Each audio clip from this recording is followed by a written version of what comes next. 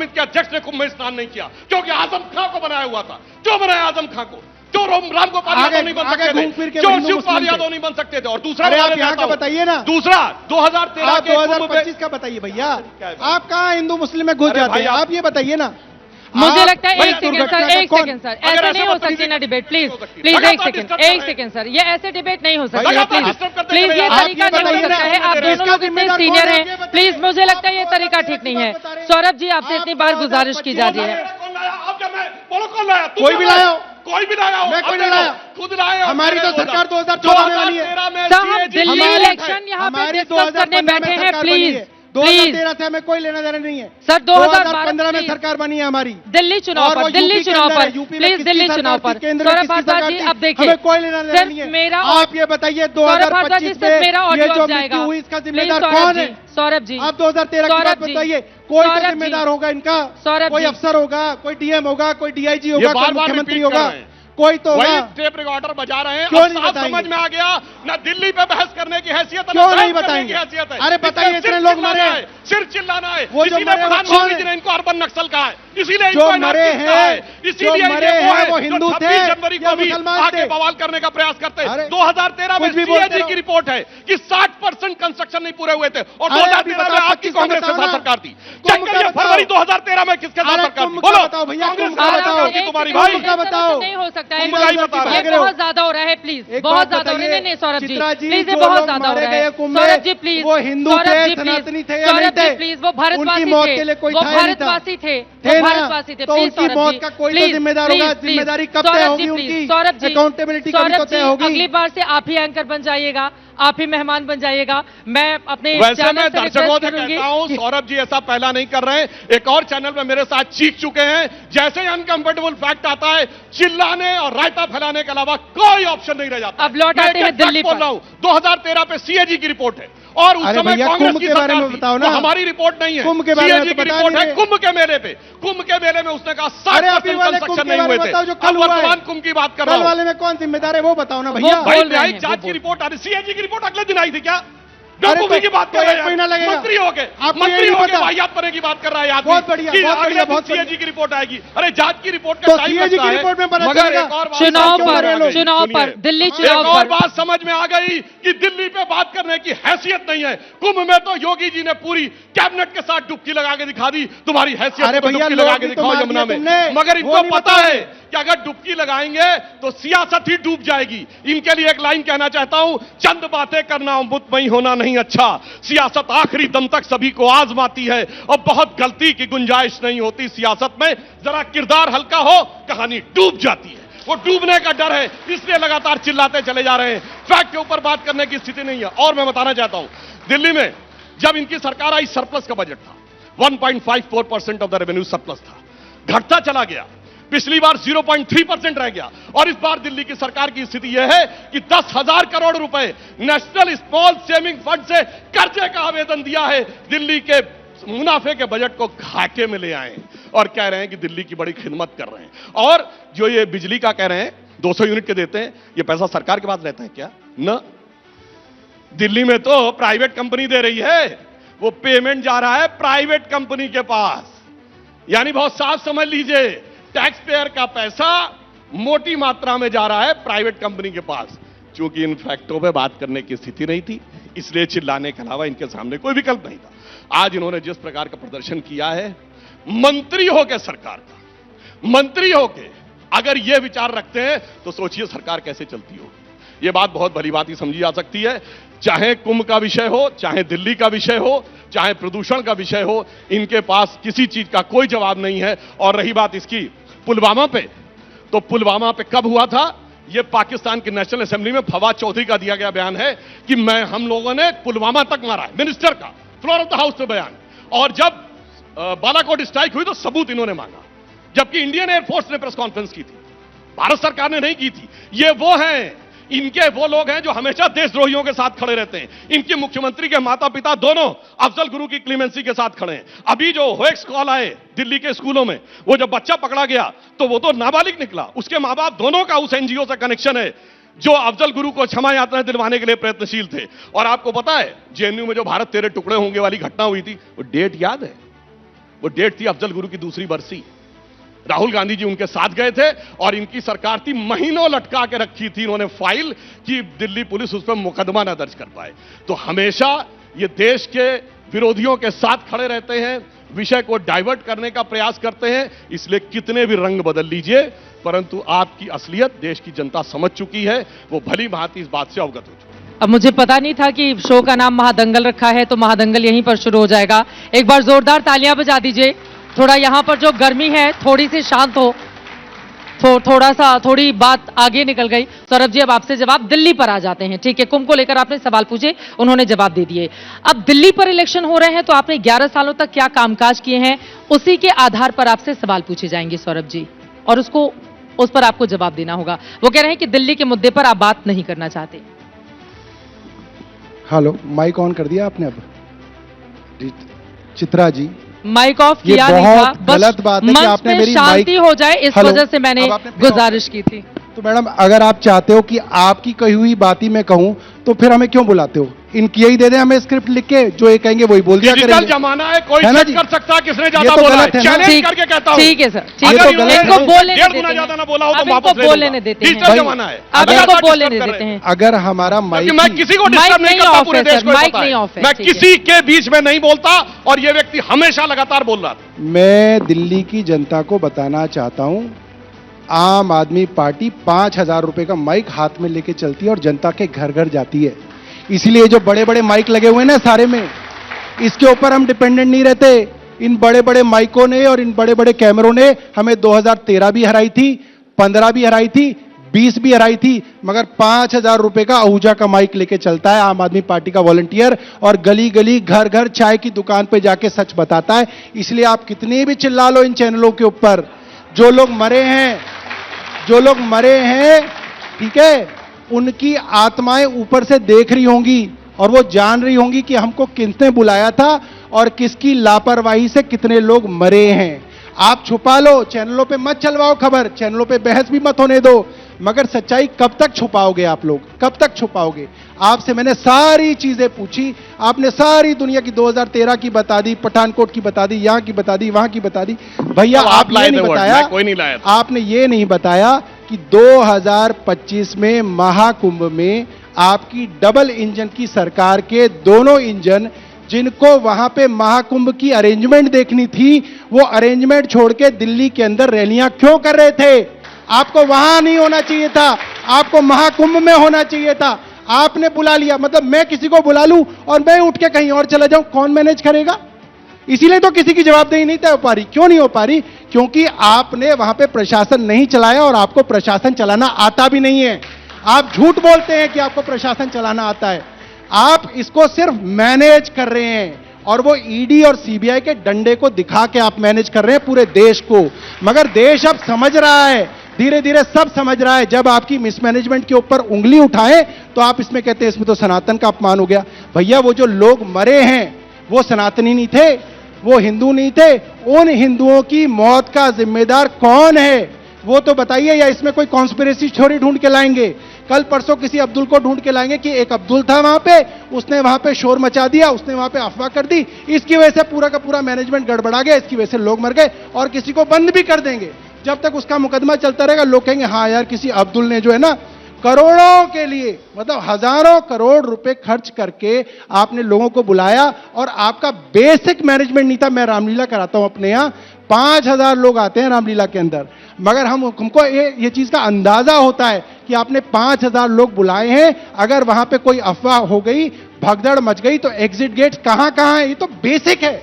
आप कहीं पे भी पब्लिक को बुलाओगे वहां पे एग्जिट गेट्स होने चाहिए थे, आपके एग्जिट गेट्स नहीं थे। इसलिए लोग, आप सोचिए ना, किसी की मां उसके साथ आई, उसके हाथ में उसकी मां का हाथ था, वो मां बिछड़ी और उसके सामने, उसकी आंखों के सामने लोग उसकी मां को रोनते चले गए और उसकी मां मर गई। आपको उन लोगों का दुख ही नहीं है और आप चाहते नहीं कि पब्लिक उस चीज को समझे। क्यों? क्योंकि आपको लगता है आपने एक पॉलिटिकल इवेंट बनाया है, उस इवेंट के ऊपर कोई जो है क्वेश्चन मार्क ना उठ जाए, और उसकी वजह से जो आपकी सरकार के जो अफसर हैं वो निरंकुश होते जा रहे हैं, क्योंकि उनको लग रहा है अरे कुछ हो जाएगा तो सरकार मैनेज कर लेगी खबर, हमारे को तो सस्पेंशन भी नहीं होगा। आप ये सोचिए, किसी की नेग्लिजेंस से एक आदमी मर जाए, डीसीपी सस्पेंड हो जाता है। यहां पे 30 लोग तो ये बता रहे हैं, मेरे को पता चला है 100 से ज्यादा लोग मरे, एक कांस्टेबल सस्पेंड किया हो इन्होंने, तो बता दो, क्योंकि कोई जवाबदेही नहीं है उनके ऊपर, कोई उनकी जवाबदेही नहीं है, कोई उनकी अकाउंटेबिलिटी नहीं है। इससे देश नहीं चलेगा सुधांशु जी, आपको बैठ के प्रशासन चलाना पड़ेगा, हवाबाजी से काम नहीं होगा। अब देखिए कितनी बढ़िया बुद्धि है, 5,000 की भीड़ और 8 करोड़ की भीड़, ये वही है कि मोहल्ला क्लिनिक बनाम अल्ट्रा सुपर स्पेशलिटी हॉस्पिटल। ये सोच का अंतर है जिसकी वजह से ये इस बात को लेकर तुलना कर रहे हैं। अब दूसरी बात मैं कहना चाहता हूं कि इन्होंने ये कहा कि सनातन का अपमान हो रही है, तो ये वही लोग हैं ना, मैं घटना बता रहा हूं जो गलती से नहीं हुई थी। कश्मीर में 5 लाख हिंदुओं से कह दिया गया था चले जाओ, छोड़ के अपनी जान की जहम चाहते हो हिफाजत तो, और बेटियों को छोड़ जाओ। गिरजा टिक्कू को काट दिया गया था, उस कश्मीर फाइल्स के ऊपर खड़े होकर विधानसभा में कैसी राक्षसी हंसी हंस रहे थे, और आज आकर कहते हैं कि एक भी मृत्यु के ऊपर इस्तीफा देना चाहिए। तो जो राजेंद्र नगर में बच्चों की डेथ हुई थी, इस्तीफा छोड़िए, रिमोर्स का कोई बयान आया था आपके किसी भी मंत्री के ऊपर? बड़ी मजे की बात है, कहते हैं कि मुख्यमंत्री दिल्ली से बैठ के, जेल से बैठ के हर चीज देख रहे थे। अद्भुत मुख्यमंत्री हैं, जो जेल में गए तो मुख्यमंत्री थे और बाहर निकले तो मुख्यमंत्री का पद छोड़ दिए। यानी यह दर्शाता है कि प्रशासन कैसे, वैसे एक बात सही है, इनको जैसा प्रशासन चलाना आता किसी को नहीं आता। कारण क्या है? इनका प्रशासन यह है कि चीफ सेक्रेटरी को बुलाओ और घर में पिटाई कर दो। ऐसे कौन प्रशासन चला सकता है? अपनी महिला सांसद को बुलाओ, जरा सा वो कहे तो पिटाई कर दो। तो इनका प्रशासन का स्टाइल क्या है? यदा यदा ही महिला सांसद और चीफ सेक्रेटरी अपॉइंटमेंट याचति तदरि केजरीवाल वालस्य वचनद्वयम लात धूसा नाम कमर मध्य चटकनामुक भंजनम। यह आपका स्टाइल है। और तीसरा स्टाइल इनका क्या है प्रशासन चलाने का? हर चीज के लिए हल्ला मचा दो, कुछ करने की जरूरत ही नहीं है, और उसके बाद दोष डाल दो केंद्र सरकार के ऊपर। मुझे लगता है कि अब दिल्ली की जनता इनकी फितरत से भली भांति वाकिफ हो चुकी है कि किसने दिल्ली में काम किया है। हमने ईस्टर्न पेरिफेरल एक्सप्रेसवे देखिए, द्वारिका एक्सप्रेसवे देखिए, मेरठ वाली एक्सप्रेसवे देखिए, भारत मंडपम देखिए, यशोभूमि देखिए, हमने काम किया, इन्होंने काम तमाम चित्रा जी किया। बस एक चीज बता दूं, एक लाइन में राजेंद्र नगर वाली घटना के लिए बाकायदा एमसीडी के अफसर सस्पेंड हुए थे और अभी तक सस्पेंड चल रहे हैं। आप सीबीआई दोनों की मेहमानों इंक्वायरी का चल रही बहुत है, धन्यवाद। हाई कोर्ट के अंदर मैटर चल रहा है। मैं चाहता था कि आप तो जज को सीधे ही नियुक्त कर दिया है, अधिकारी की जरूरत ही नहीं, हमने जज नियुक्त कर दिया है। आप कॉमेडी से ना देके उसके ऊपर कोई सीरियस जवाब देते, वो लोगों की मौत जो है वो कॉमेडी ठीक है नहीं है। साहब। बहुत नहीं, सीरियस आपने बात है। तो बड़ा अच्छा जवाब दिया था ना कश्मीर के ऊपर। वक्त हमें इतने की ही इजाजत देता है। आप दोनों मेहमानों का बहुत धन्यवाद हमारे साथ चर्चा का हिस्सा बनने के लिए। लेकिन गुजारिश है कि जब भी दोबारा आप मंच पर आएं तो कम से कम मंच का जो डेकोरम होता है उसका पालन करें। मीडिया पर सवाल खड़े करने के बजाय, और माइक बंद नहीं किया गया था सौरभ भारद्वाज जी, लेकिन बेवजह आप नाराज हो गए। आप नाराज हो गए। लाइव कार्यक्रम जब होता है तो मंच ऑन होता है, ऐसा नहीं है सौरभ जी, ऐसा नहीं है। के चुनाव में जितने ठीक है मीडिया सर, ने इनको वक्त मिनट्स नहीं दिए थे उतने वोट नहीं मिले थे इनको, कोई जाके चेक कर ले। कुल मिलाकर पार्टियों के बीच सर, का प्लीज। झगड़ा है, लेकिन मीडिया के ऊपर। सौरभ जी आप रुक जाइए 2 मिनट, इतनी भी जल्दी क्या है? नहीं, दोनों ही लोगों को ज्ञान दे रही थी, जाने आपको की अपने जल्दी ऊपर है, पर नहीं इतनी लेकर भी जाना जल्दी चाहिए मत करिए, था। 5 ठीक फरवरी है, का ठीक है इंतजार सर। देश और दुनिया की तमाम खबरों के लिए बहुत ज्यादा यहाँ पर महादंगल का माहौल हो गया है।